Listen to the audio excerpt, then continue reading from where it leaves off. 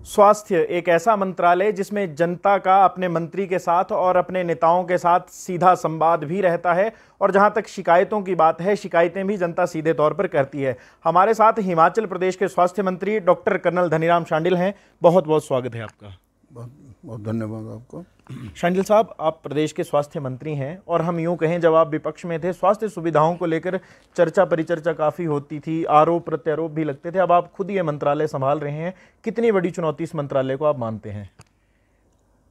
आधुनिक युग में स्वास्थ्य और स्वास्थ्य संबंधी समस्याएं मैं समझता हूँ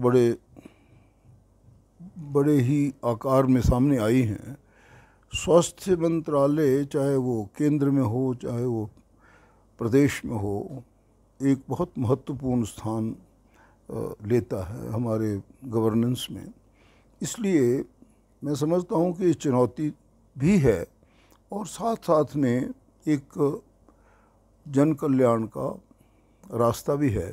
रिसेंटली अपने केंद्रीय स्वास्थ्य मंत्री के पास मिलने का मौका मिला तो I was grateful to him. मैंने कहा मेरा सबसे पहला ध्यान उन क्षेत्रों की तरफ है जो सुदूर के इलाके हैं, रिमोट एरियाज है, क्योंकि शिमला में, सोलन में, नालागढ़ में या धर्मपुर में या टांडा मेडिकल कॉलेज के आसपास सब कुछ मिल जाएगा।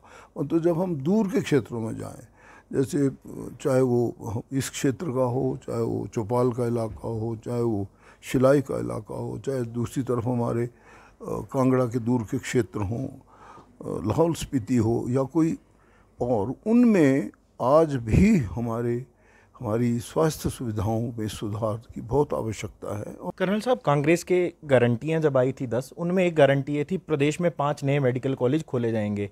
वर्ष 2023 चल रहा है, आपको नहीं लगता नए कॉलेज खोलने की बजाय जो ऑलरेडी चल रहे हैं उनको ज़्यादा सुदृढ़ करने की आवश्यकता है? वो जो हमने गारंटी दी थी उसके पीछे अंडरलाइंग आइडिया यही है कि जहाँ जहाँ पे ये सुविधाएं नहीं पहुँच सकी हैं वहाँ हम उन्हें मेडिकल कॉलेज के रूप में दें, ताकि और दूसरी सुविधाएं उसके साथ साथ फॉलो करेंगी। ठीक कह रहे हैं आप कि अभी जो हमने जो हमारे पास एग्जिस्टिंग स्ट्रक्चर है उसमें भी सुधार लाना है और मेडिकल कॉलेज और खोलने की हमारी डेफिनेट प्लान है, वो खोलेंगे भी। क्योंकि अभी आप हैरान होंगे कि बहुत सी एरियाज़ ऐसे हैं जहाँ के बच्चों को मेडिकल कॉलेज की फैसिलिटी नहीं मिल पाई है, बिकॉज़ हमारा इलाका बेशक छोटा कहते हैं हिमाचल को, लेकिन मेरे अपने हिसाब से पर्वतीय क्षेत्र होने के नाते इसकी अपनी खासकर जो सॉर्ट ऑफ फिज़िकल प्रॉब्लम्स हैं, जो हमारी टेरेन संबंधी समस्याएं हैं, वो बहुत जटिल हैं। इसलिए मेडिकल कॉलेज का खोलना आवश्यक है। आप पार्टी के वरिष्ठ नेता हैं। पंजाब की अगर हम बात करें, जब कैप्टन अमरिंदर सिंह हटे थे और जिन परिस्थितियों में चरणजीत सिंह चन्नी मुख्यमंत्री बने थे, प्रदेश में भी ऐसी चर्चाएं हो रही थी कि कर्नल धनीराम शांडिल प्रदेश के अगले मुख्यमंत्री हो सकते हैं। फिर जिस दिन सुखविंदर सिंह सुक्खू शपथ लेते हैं, मुकेश अग्निहोत्री उप मुख्यमंत्री बनते हैं, चर्चाएं ये भी हुई कि पार्टी के वरिष्ठ नेता के तौर पर धनीराम शांडिल भी उप मुख्यमंत्री होने चाहिए। उसके बाद आप दिल्ली गए, अखबारों ने भी खूब चर्चाएं की कि धनीराम शांडिल मंत्रालय से खुश नहीं है, उप मुख्यमंत्री बनना चाहते थे। दिल्ली में राहुल गांधी के साथ आपकी लंबी चर्चा भी हुई थी। पूरी बात क्या थी, और क्या आप सच में ऐसा चाहते थे कि आपको उप मुख्यमंत्री तो कम से कम बनाया जाना चाहिए? देखिए, ये तो चलो जो भी चर्चाएं होती, इसीलिए मैं प्रेस से थोड़ा कम ही बात भी करता हूँ कि चर्चाएं ऐसे भी चल पड़ती है। कोई भी पद जो है, जब कोई भी संगठन जैसा हमारा ऑल इंडिया कांग्रेस कमेटी है, कोई भी बड़ा मुख्यालय सोचता है, वो सोच समझ कर देता है, और उसमें कोई किसी प्रकार की अगर कोई गुंजाइश होती है तो भी हमेशा जो अपने सर्वोच्च नेता होते हैं वही सोचते हैं। ये पद की जो सॉर्ट ऑफ दौड़ होती है, इसमें ना मैं कभी था और ना शायद कभी रहूँगा।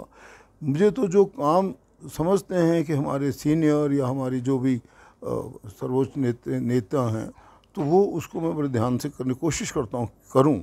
और मैं कभी भी किसी प्रकार के पद की रेस में नहीं था और ना ही उसमें रहना चाहिए। जो काम मिलता उसको ठीक तरीके से करना चाहिए। अब वो पद की तो कोई ज़्यादा लालसा होनी भी नहीं चाहिए, काम जब मिल जाए उसको ठीक से करना चाहिए, ऐसा मेरा मानना है। कभी चुनाव, सुजानपुर का चुनाव है, वो एक बड़ा इंटरेस्टिंग माना जाता था, क्योंकि एक तरफ उर्मिल ठाकुर होती थी, दूसरी तरफ नरेंद्र ठाकुर होते थे।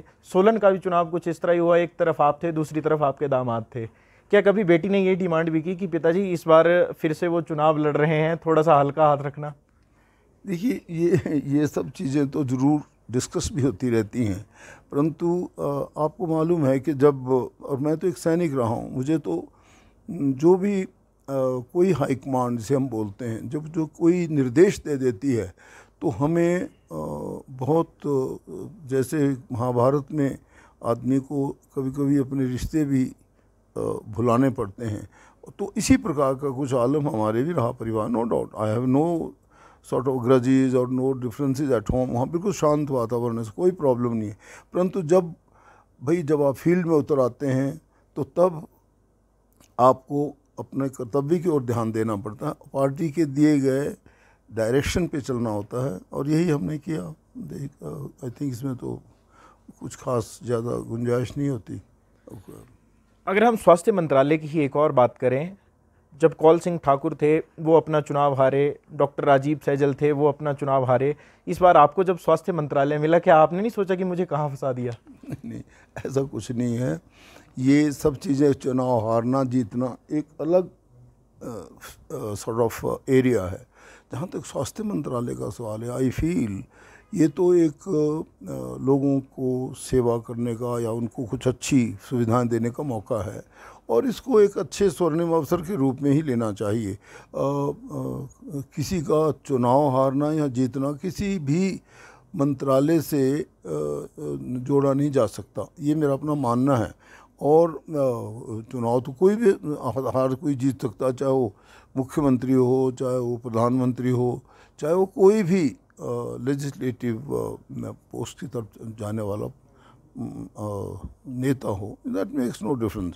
आदमी को तो मैं समझता हूँ कि अपना दिए गए काम पे ध्यान देना चाहिए, और ये किस मंत्रालय में जीतता है हारता है, ये तो मैं समझता हूँ कोई बड़े नॉट अ वेरी, मतलब ये कोई रूटेड या लॉजिकल थिंकिंग नहीं है। That's what I feel. प्रदेश में डॉक्टरों की शॉर्टेज चल रही है, इस तरह की खबरें भी सामने आती हैं। दूसरी बात ये भी कही जाती है कि जब केंद्र से कोई व्यक्ति मेडिकल कॉलेजों के चेकअप पे आता है तो टांडा के डॉक्टर चंबा भेज दिए जाते हैं, जब टांडा की इंस्पेक्शन होती है तो चंबा के डॉक्टर फिर से टांडा आते हैं। ये चीज़ों में सुधार हो, इसके लिए क्या आपने कुछ रोड मैप सोचा है? ये एक बड़ा महत्वपूर्ण विषय जो आपने प्रश्न अभी पूछा है। हमारे पास सचमुच में डॉक्टर्स की कमी है, बहुत सी जगह विशेषज्ञ नहीं है। हमारे में अपने ही सोलन में मैं बड़ी रात दिन कोशिश कर रहा हूँ कैसे एक सर्जन को बिठाया जाए। यहाँ तक कि हमारे जो ऑपरेशन थिएटर असिस्टेंट होते हैं, OTA, वो भी मैं टांडा मेडिकल कॉलेज गया, चाहे मैं पालमपुर गया, चाहे किसी और सिविल हॉस्पिटल में गया इंक्लूडिंग बिलासपुर, मुझे OTA नज़र नहीं आया। तो फिर इसमें ध्यान से सोचा बात क्या है, तो ये पाया कि भाई इनको बाहर की जो एजेंसी होती प्राइवेट, उनमें ज़्यादा पैसे मिलते हैं, और जैसे यहाँ पे 4,000 है तो उनको 40,000 मिलते हैं, लाइक दैट। और फिर तब मैंने अंदाज़ा लगाया कि ये कमी क्यों है, तो उस तरफ हम ध्यान दे रहे हैं कि किस प्रकार उस इशू को एड्रेस करना। जहाँ तक डॉक्टर्स की कमी का ताल्लुक है, वो एक बड़ा मैं समझता हूँ ध्यान देने योग्य विषय है, और हम इस पर बड़े ध्यान से विचार कर रहे हैं कि किस प्रकार से हम अपने डॉक्टर्स की कमी को पूरा करें, पैरामेडिक्स की कमी को पूरा करें, नर्सिंग स्टाफ की कमी को पूरा करें, और लोगों को सुविधाएं प्रदान करने में सक्षम बने। आपसे एक आखिरी सवाल लूँगा। कांग्रेस ने महिलाओं को 1,500 रुपये देने की गारंटी की थी, आपने पिछले दिनों एक पत्रकार वार्ता भी की थी, वहाँ पर 1,500 का आप समीकरण समझा रहे थे। सवाल ये है, जो महिलाएं छूटेंगी क्या वो नाराज़ नहीं होंगी कांग्रेस से? नहीं, हम कोशिश कर रहे हैं कि कोई ऐसी महिलाएं ना छूटें, इसीलिए ये जो सब कमेटी की है जिसका मैं स्वयं चेयरपर्सन हूँ, हमारा एम है कि जहाँ आंगनवाड़ी है या आशा वर्कर हैं या हमारे जैसे सेना की विधवाएं या जो कर्मी जो जैसे पुलिसकर्मी रिटायर्ड, आर्मी के रिटायर्ड या कोई भी सिविल कर्मचारी रिटायर्ड, जहाँ पे पेंशन दी जा रही है उनको हम पेंशन नहीं दे पाएंगे और ना ही देना वाजिब है। परंतु जो दूसरी हमने पूरा इसका सेंसस के मुताबिक अपने वहाँ गणना ले ली है, और दूसरी मीटिंग हमारी 4th को है, if I am not wrong, 4th और 5th, और उस दिन इस पर बिल्कुल आखिरी मोहर लग जाएगी कि हमारे कोई भी महिला छूटेगी नहीं। ये हमारी पक्की प्लानिंग है। हमने इसी योजना से काम किया, और अपने अफसर साहिबान को भी प्रॉपर से निर्देश दिए हैं कि कोई इसमें जो जिनको मिलनी चाहिए, जो पात्र हैं, वो महिलाएं छूटेगी नहीं। That I assure you. संवाद भारत के विशेष संवाद में आज हमारे साथ हिमाचल प्रदेश के स्वास्थ्य मंत्री डॉक्टर कर्नल धनीराम शांडिल थे। तो बहरहाल संवाद भारत में अभी के लिए बस इतना ही। नमस्कार।